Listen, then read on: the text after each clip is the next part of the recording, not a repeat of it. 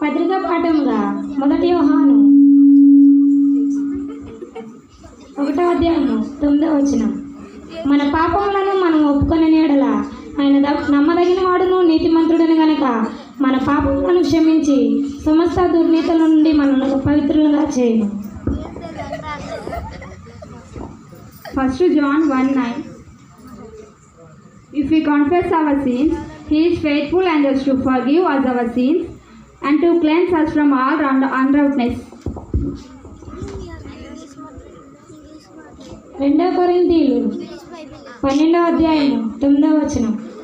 అందుకు నా కృప నీకు చాలును, బలహీనతలందు నా శక్తి పరిపూర్ణమగుచున్నదని ఆయన నాతో చెప్పాను. కాగా క్రీస్తు శక్తి నా మీద నిలిచి ఉండే నిమిత్తము విశేషముగా నా బలహీనతలందే నేను బహు సంతోషంగా అతిశయపడుదును.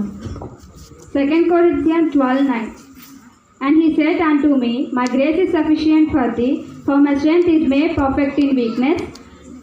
Most gladly therefore will I rather glory in my infirmities, that the power of Christ may rest upon to me. Thank you.